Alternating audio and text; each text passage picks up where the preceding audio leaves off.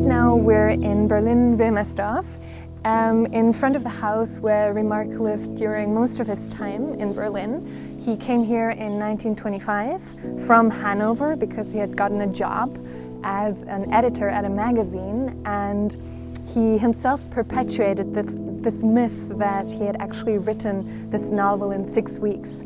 And here it also says Remarque wrote the novel here, but in fact he did a lot of work prior to this, and we know that he had at least 3 manuscripts before he went to the publishing house. Remarque in the 20s was working as a journalist in Berlin. In 25 he got this job at a magazine called Sport im Bild, which was actually a kind of high-end magazine for well-off people, but a lot of other notable literary figures published in there as well. And he was, after 3 years, promoted to chief editor, and it was an important job because he really got into the journalistic circles and the literary circles of Berlin. So what we can say is that he was not at all an unprofessional writer or an unknown person in the literary and journalistic scene when Im Westen nichts Neues, All Quiet on the Western Front came out.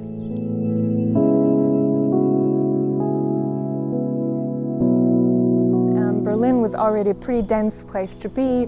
The rise of fascism and other right-wing, political right-wing parties. So yeah, there was definitely a lot of tension here. But he went and emigrated in the early 1930s. And then he went to Switzerland first, and then later he was also deprived of his, his books were burned in 1933 in the book burnings by the Nazis, and he then was also deprived of his German citizenship in 1938, and he fled to the US when the Second World War began.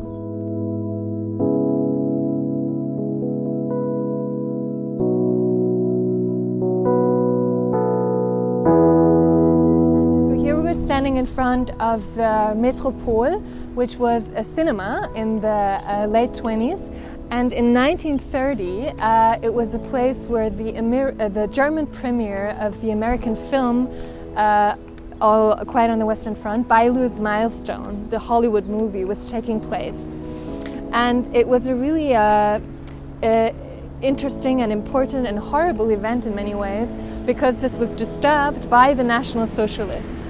Actually, Joseph Goebbels, who at the time was the so-called Gauleiter of Berlin for the NSDAP, decided to have his SA, the kind of military terror group of the NSDAP, come and actually disturb the premiere.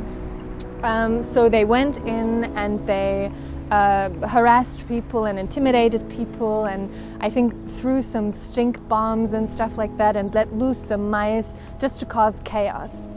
And then in the weeks after that, for further screenings of All Quiet on the Western Front, he organized demonstrations outside of this cinema to kind of intimidate cinema goers, people who wanted to see this movie, into staying away and staying home. And then after this, the movie was actually forbidden.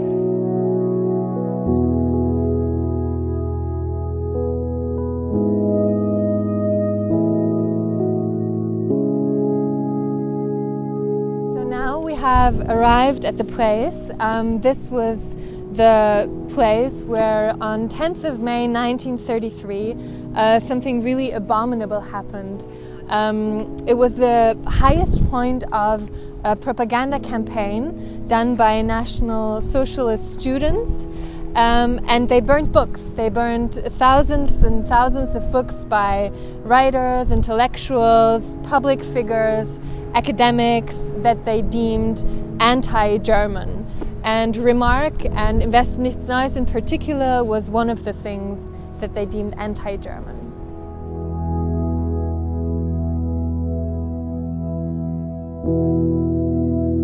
The book was considered anti-German by the National Socialists because they said, first of all, that Remarque was betraying the experience of the German soldiers in the First World War, and was not depicting them as heroes, but the war as something completely unglamorous and horrible. And also because it was an anti-militarist pacifist novel, and the National Socialists were very much in favor of a militant spirit. And I mean, if we look at the novel, we can see it starts with a motto that says, this is a book for the generation that was basically destroyed by the war. And by that, he does not only mean people who died in the war, but also those who came back from the war physically and emotionally shattered. And then, for example, another passage in the book is the literary characters actually talking about war, and in the simplest and best of questions, why do we have a war? Who decides that we want to go to war? Who benefits from the war? Who doesn't? What happens to class society in war? And I mean, in the end of this book, we have everyone dying in a very unspectacular, unheroic, and incredibly sad way.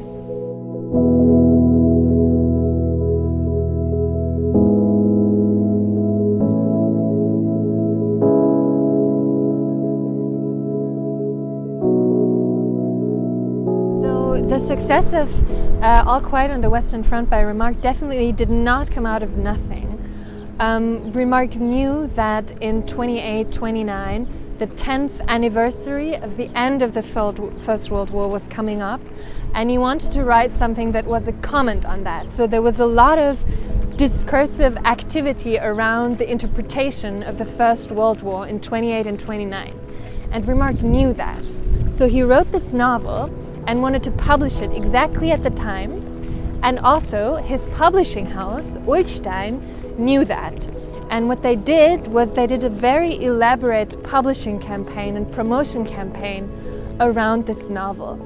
So for example, they announced it in their own newspaper, the kind of publishing house newspaper, and said, it's a text that's going to be one of a kind. It's written by this simple, unknown soldier who's now finally speaking for all the soldiers from the First World War.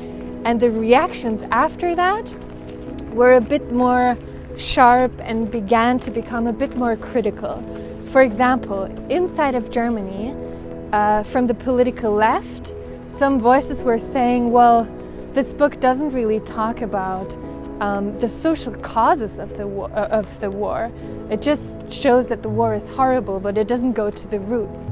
And then, of course, from the political right, people were saying that it's anti-militant and shameful for the actual experience of heroic soldiers in the First World War.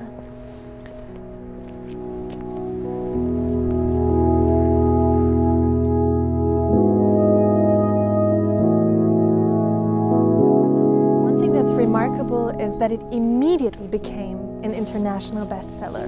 So even when it came out, it wasn't just successful in Germany, but really everywhere. It translated into far more than 20 languages immediately. And it's a little bit hard to say and surprising why it has such an appeal for the international audience. But perhaps people were eager to hear, perhaps especially former Allied states, the Allies were eager to hear about another German perspective that was not as militant and as nationalistic.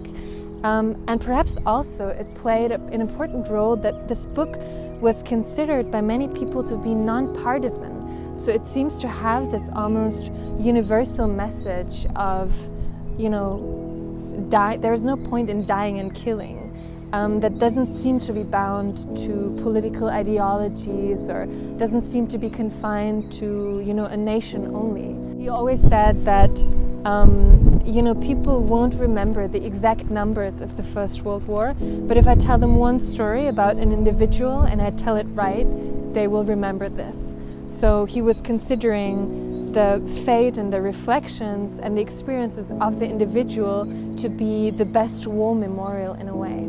And there's also one passage that I want to quote from the book that also speaks to that, which is at one point in the book, the protagonist's friend dies in a field hospital. It's a very slow and anguishing death. And Paul's reflections on this is simply to say, let the world walk by this bad and they will understand. So.